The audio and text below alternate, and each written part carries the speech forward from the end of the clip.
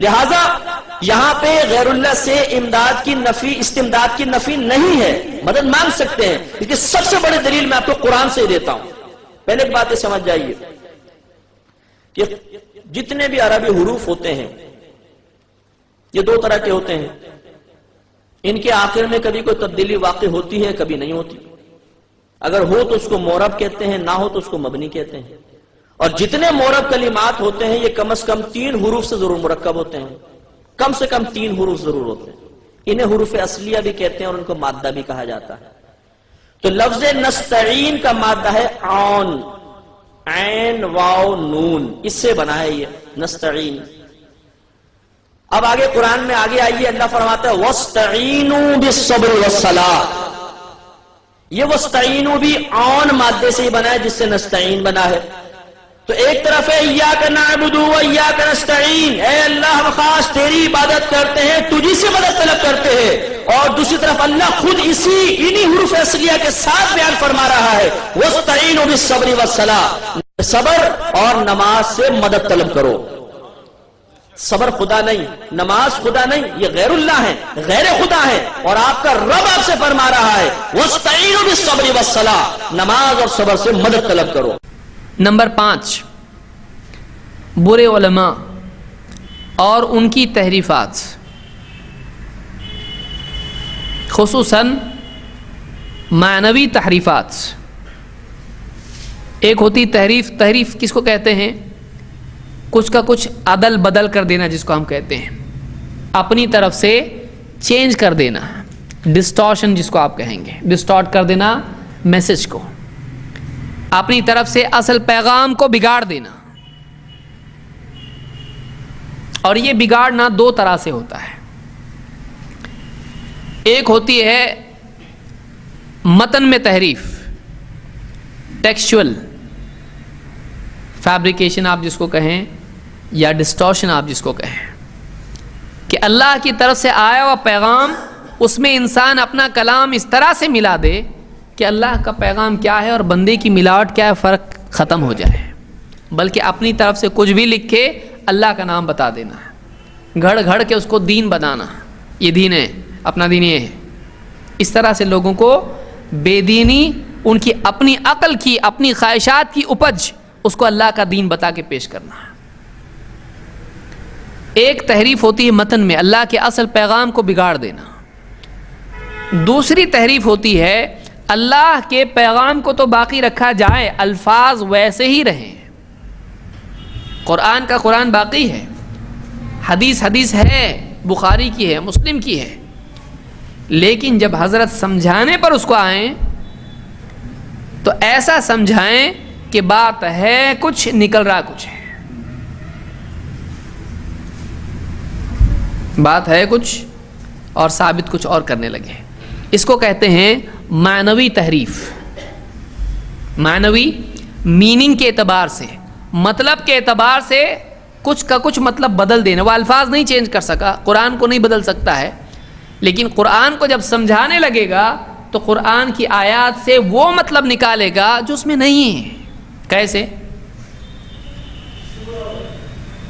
ایک صاحب نے دلیل دی اللہ کے سوا دوسروں سے مانگ سکتے ہیں، مدد لے سکتے ہیں، اولیاء سے قبروں میں جو ہیں وہ یا جو بھی ہیں۔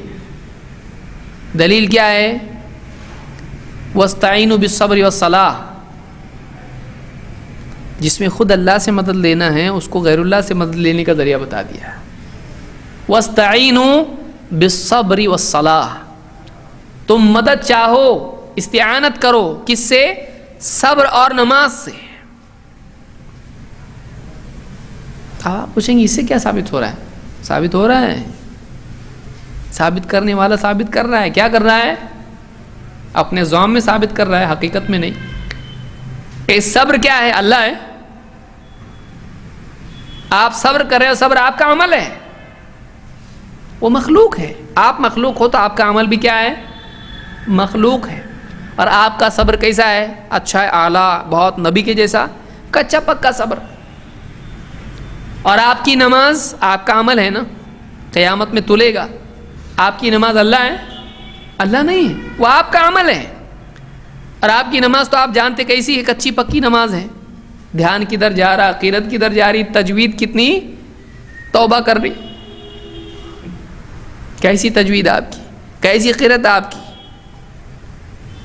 کیسا دھیان نماز میں آپ. تو آپ کیسی ٹوٹی پھوٹی نماز آپ کی نماز ہے, اس سے مدد لے سکتے, اتنے بڑے ولی سے نہیں لے سکتے. تو یہ لاجک کہ آپ جب ایک مخلوق سے مدد مانگ رہے ہو تو پھر دوسری اس سے بڑی مخلوق سے کیوں نہیں مانگ سکتے. آپ کے ایسے سڑے گلے صبر سے آپ مدد لے سکتے ہو, آپ کی ایسی ٹوٹی پھوٹی نماز سے آپ مدد لے سکتے ہو, ایسی مخلوق سے مدد لے سکتے ہو جو بذاتی ہی قائم بھی نہیں ہے, آپ کے ساتھ جڑی ہوئی ہے, لیکن آپ اولیاء سے مدد نہیں لے سکتے. آپ کی نماز زیادہ اونچی ہے کہ اولیاء زیادہ اونچے ہیں؟ آپ کی ٹوٹی پھوٹی نماز سے بھی برے ہو. آپ کی نماز کا اللہ کے پاس کیا مرتبہ ہے اور اولیاء کا کیا ہے؟ تو آپ کی نماز کا مرتبہ زیادہ ہے یا ولی کا زیادہ ہے؟ اور ولی کا زیادہ ہے. تو آپ جب نماز سے مدد مانگ سکتے ہو تو اس نماز سے بہتر ایک اور مخلوق, ایک اور ذات ولی, اس سے کیوں نہیں مانگ سکتے؟ کیسا فٹ بیٹھ گیا ایک دم جگسا پزل کی جیسا. لیکن کیا یہ صحیح ہے؟ نہیں. کیوں؟ اس لیے کہ اس میں ایکسپلینیشن میں سرکس ہوا ہے, اس میں کرتب دکھانے والے نے کرتب دکھایا ہے. کیا کرتب دکھایا ہے؟ یہ کرتب دکھایا ہے کہ آیت کے معنی ہی غلط بتا دی ہے. ہم کو اللہ نے جو حکم دیا ہے کہ نماز اور صبر سے مدد طلب کرو کا مطلب یہ نہیں ہے کہ آدمی کا اے نماز میری مدد کر, اے صبر میری مدد کر. ان کو پکارنے کے لیے نہیں کہا. نماز پڑھ اللہ مدد کرے گا, صبر کر اللہ مدد کرے گا, تو یہ عمل کر اللہ تیری مدد کرے گا, یہ مطلب ہے. تم ان اعمال کے ذریعے سے اللہ کی مدد طلب کرو. تو نماز پڑھنا تمہارا عمل ہے, نماز میں جھک رہے کس کے آگے؟ اللہ کے آگے. اور صبر کر رہے ہیں تو کس کی خاطر؟ وَمَا صَبْرُكَ إِلَّا بِاللَّهِ, تیرا صبر اللہ کی خاطر, اللہ کی توفیق سے ہے. اللہ کی خاطر صبر کیا جاتا ہے. تو صبر اور نماز سے مدد مانگنا نہیں ہے, اس عمل کے ذریعے اللہ سے مدد مانگنا ہے. اب کیا بتا دیا اس کو, کیسا بنا دیا کہ دیکھو انہی سے مدد جب مانگ سکتے تو اولیاء سے کیوں نہیں مانگ سکتے ہیں. اور اگر واقعی یہ اتنا بڑا معاملہ تھا تو اللہ ڈائریکٹ بول دیتا تمہاری نماز کچی, تمہارا صبر کچا, وہ تو چھوڑو. ڈائریکٹ اولیاء کے وہ تو پکے ہیں نا, اور اولیاء میں بڑے کون سے؟ نبی صلی اللہ علیہ وسلم سب سے بڑے ہیں. تو ڈائریکٹ تم انہی سے مانگو. اللہ نہیں کہتا, اللہ نہیں کہہ رہا, اللہ بڑے کو چھوڑ کے چھوٹا بیان کر رہا ہے کہ جو تم کو سمجھ میں آ رہا ہے پرفیکٹ اور ناٹ پرفیکٹ, یہ قاعدہ اللہ کو نہیں معلوم. اللہ پرفیکٹ چھوڑ کے تم کو ناقص, کامل چھوڑ کے ناقص کی طرف رہبری کر رہا ہے. تو نعوذ باللہ گویا کہ اللہ ہی نے بڑا چھوڑ کے اصل چھوڑ کے کمتر بتا دیا. تو اس طرح کا جو کرتب ہے جب آدمی کرتا ہے تو لوگ جھانسے میں آ جاتے ہیں, دھوکے میں آ جاتے ہیں. واہ واہ نعرہ تکبیر, اللہ اکبر, اور اس طرح سے لوگ اس کو مان لیتے ہیں. لیکن اصلاً یہ قرآن کی کیا ہے؟ معنوی تحریف ہے. اس نے آیت پڑھنے میں غلطی کی نہیں, لیکن اس نے کہاں گڑبڑ کی؟ آیت کو سمجھانے میں کہ اس سے کیا بات نکل رہی. کبھی ترجمے میں اور کبھی تفسیر میں. کیونکہ اگر واقعی ایسا ہوتا کہ اولیاء کو پکارا جائے تو صحابہ اور تابعین اور چاروں امام اولیاء کو اور اللہ کے نبی صلی اللہ علیہ وسلم کو مدد کے لیے پکارتے ہیں.